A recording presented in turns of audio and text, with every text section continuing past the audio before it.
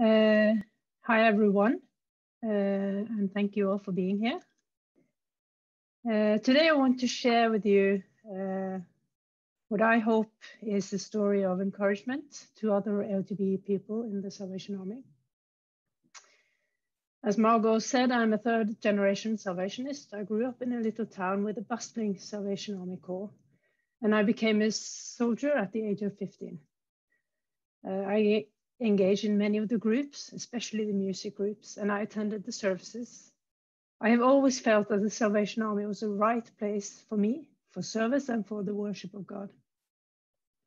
I later moved to Oslo to go to university, where I became engaged in the Oslo Temple Corps.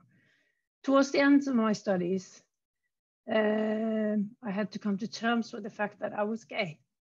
I didn't tell anyone in the army about this until the time when I had met my future wife and we had decided to move in together. Then I informed the members of the temple band and I told them I only wanted to continue in the band if they were all okay with it. Luckily they were, and they are still some of my greatest supporters. In the following years, I have, for the most part, experienced kindness and inclusion in the temple. It was important for me to be visible and to engage as before. I had no need to hide. And when we became foster parents, the kids came along to the army, and as I expected, they were included along with the other kids. Still, something was not right. I couldn't let go of the feeling that I had been demoted for not being good enough. I felt as if the covenant which I had made with God at the age of 15 had been repealed by someone else.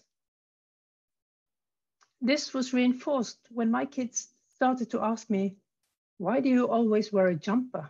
Why don't you have a black jacket like the others? That was tough. We all want to teach our kids to be kind and to have respect for other people. And here I was, having to tell my kids that my church teaches that some people are not good enough. And this includes your mothers. Now, I could continue with a defense talk for LGBT people, but luckily someone else will do that later in the program. But I have to talk about the others, because the level of discrimination and exclusion I have felt is nothing compared to what other people go through. Many of us know someone or know of someone who has experienced this. I do not want the Salvation Army to continue to hurt people. I want my church to be a safe place for all people, where everyone can feel that they are welcome, where they are told that they are good enough, especially the young people. So part of my stay in the Salvation Army has been about paving the way for the young LGBT plus people in our church, for they are out there and some of them are really struggling.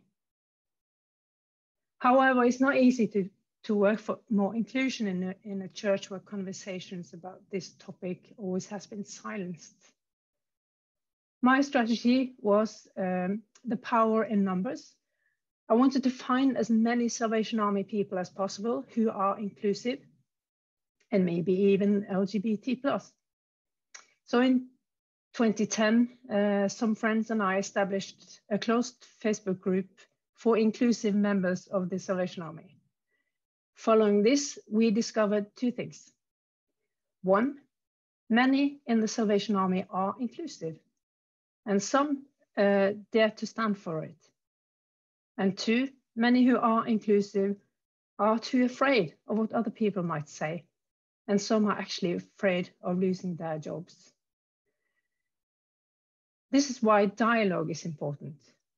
We need to discuss this. We need to talk about this.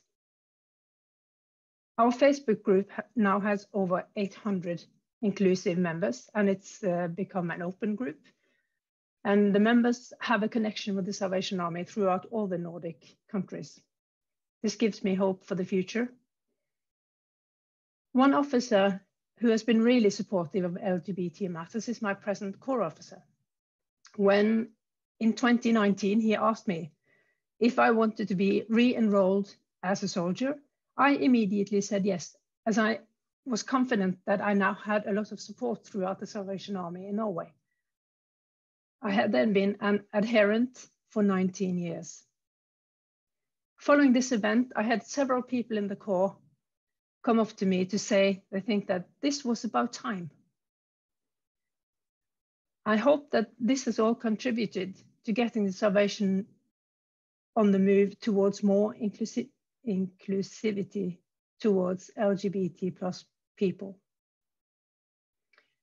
And I want to leave the floor to Major Anders Skoland, the Corps officer who made this brave decision, this leap of faith, and re-enrolled me as a soldier. Anders grew up in Sweden, but moved to Norway as a young man, and here he met his wife, and so he never left. Anders has been a Corps officer for many years. Today he will be interviewed by Bo Christopher Brekke. Please welcome them.